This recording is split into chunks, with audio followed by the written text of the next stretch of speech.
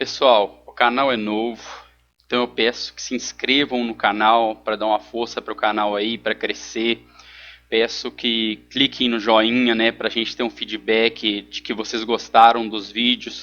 Peço que cliquem no sininho para receberem notificações de novos vídeos, né? E muito obrigado.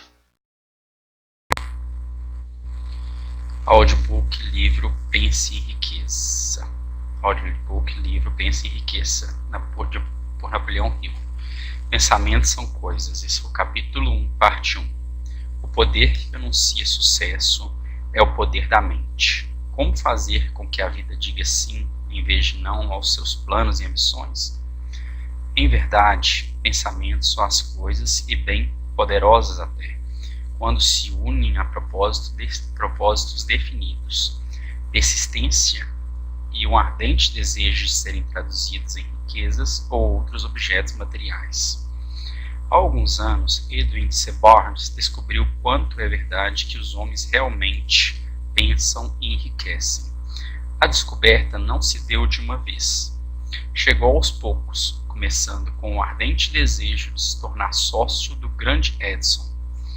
Uma das características principais desse desejo era o de ser definido. Queria trabalhar com Edison e não para ele. Observe cuidadosamente a descrição de como procedeu para traduzir o desejo em realidade e terá então maior compreensão dos princípios que conduzem à riqueza. Quando tal desejo ou impulso passou pela primeira vez em sua mente, não se achava ainda em condições de agir. Duas dificuldades se interpunham em seu caminho. Não conhecia Edison, nem podia pagar a passagem de trem para East Orange, em New Jersey. Essas dificuldades teriam sido suficientes para desanimar a maioria dos homens de fazer qualquer tentativa de levar avante o desejo. Mas o desejo que ele nutria não era um desejo comum. Edison olhou para ele. Apresentou-se no laboratório de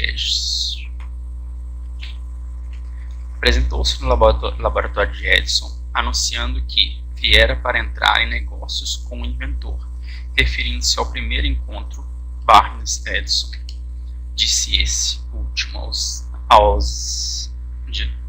anos mais tarde. Lá estava ele diante de mim, parecendo um vagabundo comum.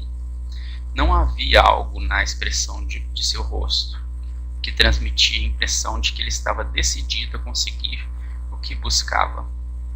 Eu aprendera, em longos anos de experiência com os homens, que, quando alguém realmente deseja uma coisa tão intensamente a ponto de jogar todo o futuro numa simples parada para consegui-la, não poderá ser bem-sucedido. Dei-lhe a oportunidade que pedia, porque percebi que resolvera não arredar pé enquanto não obtivesse êxito. Acontecimentos subsequentes comprovaram que não houvera erro. Não podia ter sido a aparência do jovem que lhe garantia a oportunidade no escritório de Edison, pois essa era contra ele. O que lhe valeu foi o que pensava. Barnes não conseguiu ser sócio de Edison na primeira entrevista. O que conseguiu foi a oportunidade de trabalhar nos estabelecimentos de Edison, por um salário bastante significante. Passaram-se meses. Aparentemente nada acontecia que aproximasse o ambicioso objetivo que Barnes se impusera como seu principal propósito absoluto. Mas algo de importante acontecia na mente de Barnes. Intensificava constantemente seu desejo de tornar-se sócio de Edison. Psicólogos acertaram ao dizer que quando alguém está realmente pronto para alguma coisa, essa não deixa de aparecer. Barnes estava pronto para uma sociedade comercial com Edison. Além disso, estava decidido a permanecer pronto até obter o que procurava. Não dizia a si mesmo: bem, o que adianta? Acho que vou mudar de ideia e tentar um emprego de vendedor. O que dizia era: vim aqui para fazer negócios com Edison e atingirei a meta, mesmo que leve o resto de minha vida. E estava mesmo decidido. Que história diferente teriam os homens para contar se adotassem um propósito definido e permanecessem firmes nele até vê-lo transformado em obsessão consumidora? Talvez o jovem Barnes não soubesse na época, mas sua determinação férrea, a persistência em apoiar-se num simples desejo estavam destinados a vencer qualquer oposição e trazer-lhe a oportunidade que procurava. A oportunidade veio pela porta dos fundos. Quando chegou a oportunidade, apareceu de forma diferente e de uma direção diferente de que Barnes esperava. Este é um dos truques da oportunidade. Tem o hábito astuto de penetrar pela porta dos fundos, disfarçada por vezes de desgraça ou de derrota temporária. Por isso, talvez, é que tantos deixam de reconhecê-la. Edison acabara de aperfeiçoar um novo invento para escritório, chamado na época de máquina de digitar Edison. Os vendedores não estavam entusiasmados com a máquina, não acreditavam poder vendê-la sem grande esforço. Barnes sabia que poderia vender a máquina, sugerindo a ele que imediatamente lhe deu a chance. Conseguiu vendê-la e tão satisfatoriamente que Edison lhe deu um contrato de distribuição e vendas de âmbito nacional. Dessa sociedade comercial nasceu a riqueza em dinheiro de Barnes, mas ele fez algo infinitamente maior. Provou que se pode realmente pensar em enriquecer. Quanto de dinheiro lhe valeu seu desejo original? Não posso saber. Talvez lhe trouxesse 2 ou 3 milhões de dólares, mas a quantia, seja qual for, torna-se insignificante comparada à qualidade maior que adquiriu, através do conhecimento de que um impulso intangível de pensamento pode ser transformado em prêmios materiais, aplicando-se os princípios conhecidos. Barnes literalmente pensou numa sociedade com o grande Edison. Pensou numa fortuna. Nada tinha para começar, exceto a capacidade de saber o que queria e a determinação de persistir no desejo até realizá-lo. O homem que desistiu cedo demais. Uma das causas de fracasso mais comuns é o hábito de desistir, quando se é acometido de derrota temporária. Todos são culpados desse erro, numa ou noutra ocasião. Um tio de R. Udall foi atingido pela febre de ouro. Nos dias da corrida do ouro, e lá se foi para o oeste, para escavar e enriquecer. Nunca ouvira dizer que mais ouro fora extraído dos pensamentos dos homens do que jamais saíra da terra. Fez valer seus direitos e foi trabalhar de pá e picareta. Após semanas de trabalho, foi recompensado pela descoberta do minério reluzente. Precisava de máquinas para trazer o minério para a superfície. Sem alarde, cobriu a mina, refez as pegadas que o levavam à sua casa em Williamsburg, Maryland, e contou aos parentes e a alguns vizinhos do achado. Reuniram dinheiro para as máquinas necessárias e mandaram-nas por navio. O tio e Darby voltaram ao trabalho na mina. O primeiro carro de minério foi extraído e enviado a uma fundição. O que voltou demonstrou que possuía uma das mais ricas minas de Colorado. Com algumas cargas mais do minério, poderiam saldar as dívidas. Depois viriam os enormes lucros. As perfuratrizes penetraram na terra enquanto aumentavam as esperanças de Darby e seu tio. Então algo aconteceu. O veio de minério de ouro desapareceu. Tinham chegado ao fim do arco-íris e o pote de ouro não mais estava lá. Continuaram a perfurar, tentando desesperadamente encontrar o veio de novo. Tudo em vão. Finalmente resolveram desistir. Vender a maquinária a um negociante de ferro velho por algumas centenas de dólares e levaram o trem de volta. O dono do ferro velho chamou o engenheiro de minas para que examinasse a mina e fizesse uns cálculos. O engenheiro concluiu que o projeto falhara porque os donos não estavam habituados às linhas falhas. Seus cálculos mostraram que o veio seria encontrado a apenas 3 pés de onde os Darby tinham parado de perfurar. Foi exatamente onde o encontraram.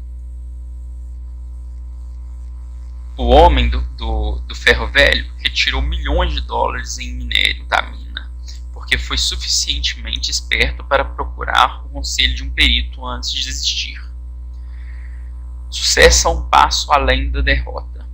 Longo tempo depois, Darby recuperou a perda, com grande margem, quando fez a descoberta de que o desejo pode transformar-se em ouro. A descoberta teve lugar depois que entrou no ramo de vendas de seguros de vida. Lembrando-se de que perdera enorme fortuna por ter parado a 3 passos do ouro, Darby lucrou com a experiência em seu trabalho pelo método simples de dizer a si mesmo: parei a 3 passos do ouro, mas jamais pararei porque os homens me dizem não. Ao meu pedido de que comprem seguro de vida. Darby tornou-se parte de um pequeno grupo de homens que vendem anualmente mais de $1 milhão. Deve-se sua persistência à lição que aprendeu com sua desistência no ramo da mineração do ouro. Antes que o sucesso chegue na vida de qualquer homem, ele encontrará com certeza muitas derrotas temporárias e, talvez, algum fracasso.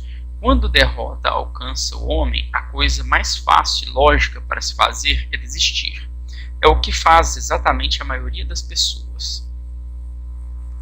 Mais de 5.000 dos homens de maior sucesso que este país jamais teve contaram ao autor que seu maior êxito chegou justamente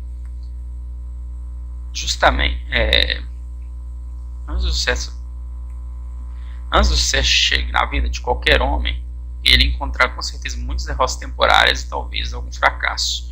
Quando a derrota alcança o homem, a coisa mais fácil e lógica para se fazer é desistir. É o que faz exatamente a maioria das pessoas. Mais de 5.000 dos homens de maior sucesso que este país jamais teve contaram ao autor que seu maior êxito chegou justamente a um passo além do ponto em que a derrota os alcançara. O fracasso é um malandro com um aguçado senso de ironia e astúcia. Sente grande prazer em derrotar a pessoa quando o êxito está quase ao seu alcance. A criança que dominou o homem. Pouco depois que Darby se formou na escola dos golpes duros, decidindo aproveitar a experiência que tivera no ramo da mineração do ouro, teve a sorte de estar presente numa ocasião que lhe demonstrou que não precisa necessariamente significar não. Uma tarde, ajudava o tio a moer trigo num moinho antigo. O tio dirigia uma grande fazenda em que viviam alguns colonos de cor, partilhando a colheita.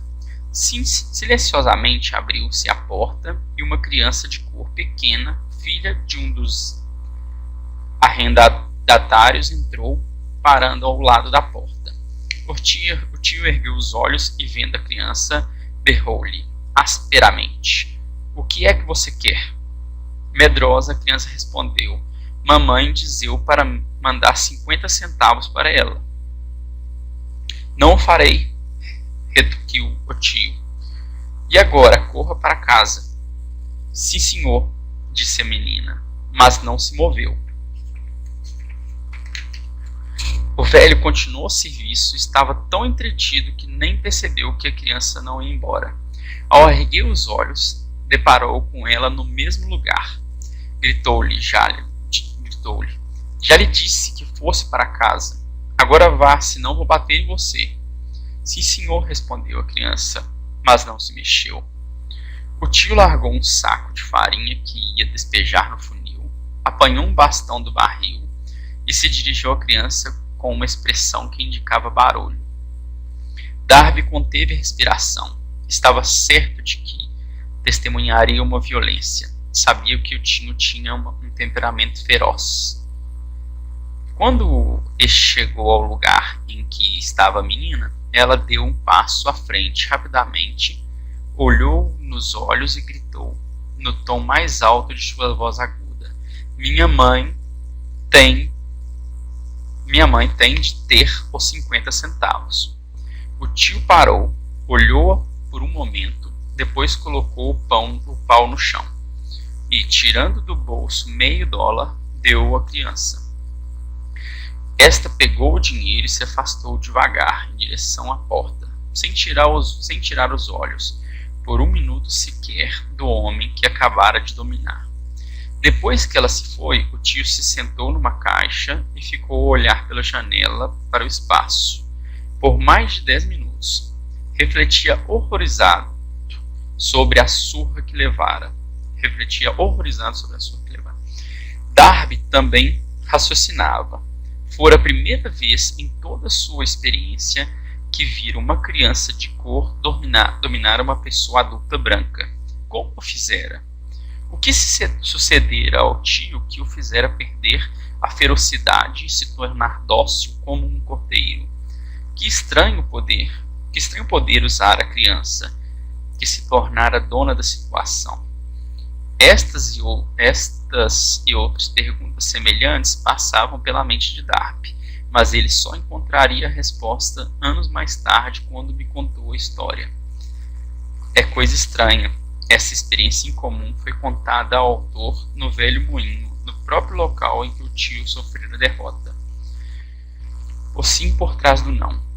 Enquanto estava naquele velho moinho poeirento, Darby repetiu a história da estranha conquista e terminou indagando. Qual a conclusão que tira disso? Que estranho poder usou a criança a ponto de conseguir vencer tão completamente meu tio? A resposta será encontrada nos princípios descritos neste livro. É uma resposta total e completa. Contém pormenores e instruções suficientes para permitir a qualquer um entender e aplicar a mesma força na qual a criança tropeçou acidentalmente. Conserve a mente alerta e observará exatamente o estranho poder que veio salvar a menina. Terá um vislumbre desse poder no capítulo seguinte. Algures neste livro encontrará a ideia que aguçará seus poderes receptivos, colocando sob suas ordens, em seu próprio benefício, o mesmo poder irresistível. A percepção de tal poder pode chegar-lhe no primeiro capítulo, ou perpassar-lhe a mente em algum dos subsequentes. Pode chegar na forma de uma única ideia, ou como um plano ou propósito, ou ainda pode fazer com que volte às experiências anteriores de derrota, trazendo à superfície alguma lição pela qual poderá recuperar tudo o que perdeu através da derrota. Depois que descrevi a Darby o poder inadvertidamente empregado pela criança, ele logo rememorou seus 30 anos de experiência como vendedor de seguros de vida, reconhecendo com franqueza que o sucesso alcançado neste ramo devia e muito à lição que aprendera com a menina. Darby salientou: todas as vezes que um cliente em potencial tentava levar-me na conversa sem comprar, eu via aquela criança parada no velho moinho. Os grandes olhos fulgurantes de desafio, e dizia a mim mesmo: tenho de conseguir esta venda. A melhor parte das vendas se processou depois que as pessoas diziam não. Recordou também o erro que cometera ao recuar apenas 3 passos do ouro, mas afirmou: aquela experiência não passou de uma bênção disfarçada, ensinou-me a continuando. Por mais duro que fosse, lição essa que eu tinha de aprender, antes de poder ter êxito no que quer que fosse. As experiências de Darby eram bastante comuns e simples, mas continham a resposta aos desígnios da vida. Portanto, eram-lhe tão importantes quanto a própria vida. Aproveitou as 2 experiências dramáticas porque as analisou, encontrando a lição que ensinavam. Mas o que acontece ao homem que não possui nem tempo, nem vontade de estudar o fracasso em busca do conhecimento que pode conduzir ao sucesso. Onde é? Como aprenderá ele a arte de converter a derrota em trampolins para a oportunidade? Em resposta a essas perguntas é que este livro foi escrito. Com uma ideia sensata você alcançará sucesso. A resposta exigiu a descrição de 13 princípios, mas lembre-se ao ler que a resposta que você procura, as perguntas que o fizeram refletir sobre a singularidade da vida, pode ser encontrada em sua própria mente, por meio de alguma ideia, plano ou propósito, aptos a surgir na mente durante a leitura. Uma ideia sensata é tudo o que necessitamos para alcançar o sucesso. Os princípios descritos nesse livro contêm os meios e modos de criar ideias úteis. Antes de prosseguirmos abordando a descrição de tais princípios, acreditamos que você merece receber essa importante sugestão. Quando as riquezas começam a vir, vêm com tal rapidez, em tal abundância, que a gente se pergunta onde se escondiam durante todos aqueles anos estéreis. Esta é uma declaração surpreendente, ainda mais se tomarmos em consideração a crença popular de que a riqueza só vem aos que trabalham durante e por longo tempo. Quando você começar a pensar em enriquecer, observará que a riqueza começa com um estado de espírito, com decisão e propósito, com trabalho pequeno ou árduo. Você e todos os outros devem estar interessados em saber como se adquire o estado de espírito que atrai riquezas. Eu passei 25 anos pesquisando, porque também quis saber quão ricos os homens se tornam deste modo. Observe atentamente. Assim que você dominar os princípios dessa filosofia e começar a seguir as instruções para a aplicação daqueles princípios, seu estado financeiro começará a melhorar e tudo o que você tocar começará a transformar-se numa vantagem em seu próprio benefício. Impossível, absolutamente. Uma das principais fraquezas humanas é a familiaridade do homem comum com a palavra impossível. Sabe todas as regras que não dão certo. Sabe todas as coisas que não podem ser feitas. Este livro foi escrito para os que procuram as regras que tornam os outros bem-sucedidos e estão dispostos a arriscar tudo nessas regras. O sucesso chega àqueles que têm a consciência do sucesso. O fracasso vem aos que, com indiferença, se tornam conscientes do fracasso. O objetivo deste livro é ajudar aos que procuram aprender a arte de mudar sua atitude de fracasso consciente a sucesso consciente. O objetivo outra fraqueza encontrada em gente demais é o hábito de medir tudo e a todos por suas próprias impressões e crenças. Algumas pessoas que lerem isso acreditam que não poderão pensar em enriquecer, porque seus hábitos de raciocínio foram calçados na pobreza, necessidade, miséria, fracasso e derrota. Essa gente infeliz lembra-me um chinês proeminente que foi à América para ser educado no sistema americano. Frequentou a Universidade de Chicago. Um dia, o presidente Harper encontrou o jovem oriental no pátio. Parou para bater um papo com ele durante alguns minutos, terminando por indagar o que é que mais o impressionara como sendo característica principal do povo americano. Ora, exclamou o estudante, a estranha forma dos olhos. Vocês têm os olhos puxados. O que dizemos nós dos chineses? Recusamos acreditar naquilo que não compreendemos. Cremos totalmente que nossas próprias limitações são a medida certa das limitações. Certamente os olhos do outro estão puxados, porque não são iguais aos nossos. Quero e obterei. Quando Henry Ford decidiu produzir seu famoso motor V8, quis construir um motor com todos os 8 cilindros colocados num só bloco. Deu aos engenheiros as instruções necessárias para fazer um projeto da máquina.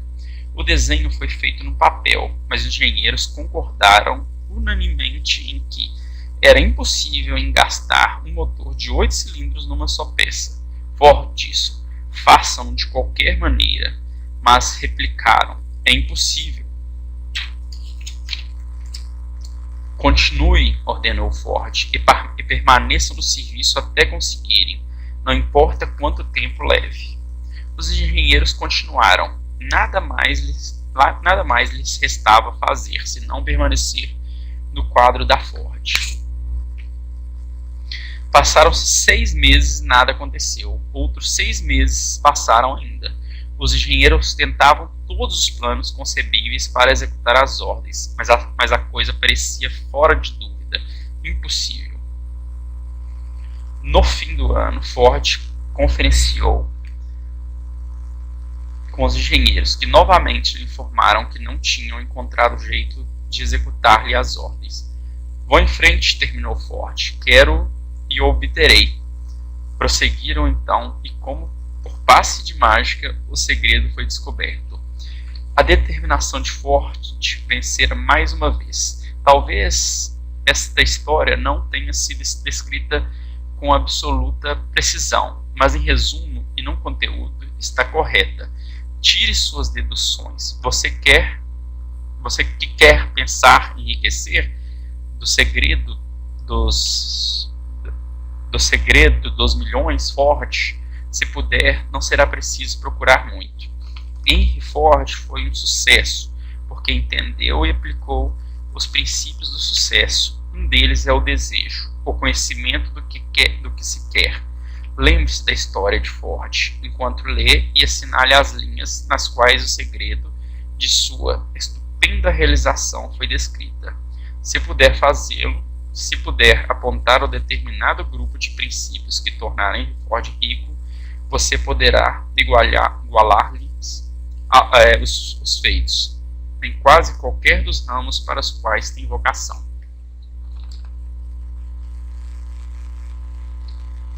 Um poeta percebeu a verdade. Quando Hensley escreveu estas linhas proféticas, sou o dono do meu destino, capitão da minha alma, deveria ter nos informado que se somos donos do nosso destino e capitães da nossa alma, é porque temos o poder de controlar nossos pensamentos. Deveria ter nos contado que nosso cérebro fica magnetizado pelos pensamentos dominantes que abrigamos na mente e que, por meios que não são familiares a nenhum homem, esses ímãs atraem para nós as forças, pessoas, circunstâncias da vida que se harmonizam com a natureza dos nossos pensamentos dominantes. Deveria ter nos contado que, antes de podermos acumular riquezas a mudanças, devemos imantar nossas mentes com um desejo intenso de riquezas. Devemos tornar-nos desejosos de dinheiro, até que esse desejo nos leve a criar planos definidos para adquiri-lo. Mas, sendo poeta e não filósofo, Henley contentou-se em declarar a grande verdade em forma poética, deixando aos que o seguiram a interpretação filosófica de suas linhas. Pouco a pouco a verdade se revelou, até que agora parece certo que os princípios descritos neste livro contêm o segredo do domínio de nosso destino econômico. Um jovem compreende seu destino. Estamos prontos agora a examinar o primeiro destes princípios. Mantenha o espírito aberto e lembre-se ao ler de que não são invenção de ninguém em particular. Os princípios funcionaram para muitos. Você poderá empregá-los em seu próprio e duradouro benefício. Achará fácil e não difícil fazê-lo. Há alguns anos fiz o discurso de formatura no Salem College, em Salem, na Virgínia Ocidental. Salientei o princípio descrito no capítulo seguinte como tal intensidade que um dos membros da classe de bachelandos apropriou-se dele completamente, tornando parte de sua própria filosofia. O jovem se tornou deputado e fator importante fator importante na administração Franklin D. Roosevelt. Escreveu-me uma carta que tão claramente refletia sua opinião sobre o princípio esboçada no capítulo seguinte, que resolvi publicá-la como introdução ao referido capítulo. Fornece uma ideia das compreensões futuras.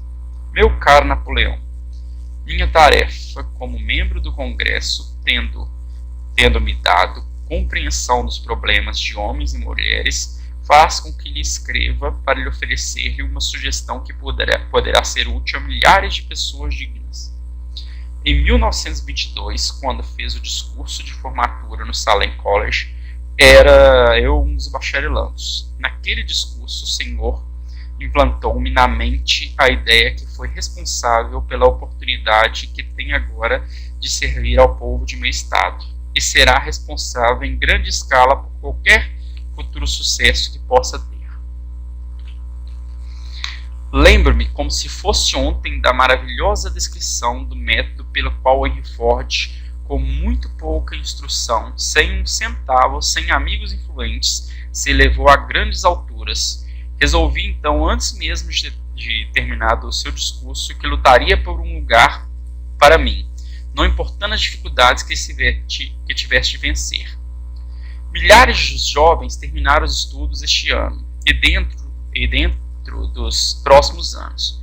Cada um deles procurará exatamente que tal mensagem de tal estímulo prático, como a que recebi do Senhor.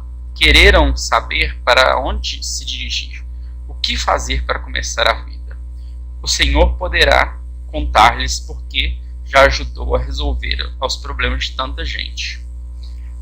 Há milhares de pessoas na América hoje em dia que gostariam de saber como converter ideias em dinheiro. Pessoas que têm de começar do nada, sem dinheiro, e indenizar-se das perdas. Se alguém pode ajudá-los, esse alguém é o Senhor. Se publicar o livro, gostaria de possuir o primeiro exemplar que sair da máquina, pessoalmente autografado pelo Senhor. Com os melhores votos, creia-me, cordialmente seu, James Randolph. 35 anos depois de ter feito o discurso, tive o prazer de voltar no Salem College em 1957 e fazer o discurso especial de despedida, por ocasião da formatura da turma. Foi-me então concedido o título de Doutor Honoris Causa de Literatura. Desde 1922, venho observando James Randolph, que se elevou a diretor de uma das linhas aéreas mais importantes da nação, grande e inspirado orador e senador dos Estados Unidos pela Virgínia Ocidental. Pontos a fixar. Tal qual Edwin Barnes, um homem pode estar mal vestido e sem dinheiro, mas seu desejo ardente poderá trazer-lhe a oportunidade de sua vida. Quanto mais você trabalhar na direção certa, mais próximo estará do sucesso. Muita gente desiste quando o sucesso está ao seu alcance. Deixam para que os outros arrebatem. Propósito é a pedra angular de qualquer realização, grande ou pequena. Um homem forte poderá ser derrotado por uma criança que tenha um propósito. Mude seus hábitos de pensar sobre o significado de uma tarefa e conseguirá muitas vezes alcançar o aparentemente impossível. Como Henry Ford, você poderá transmitir aos outros sua fé e persistência e conseguir fazer bem o impossível. Tudo o que a mente humana pode conceber e acreditar poderá alcançar.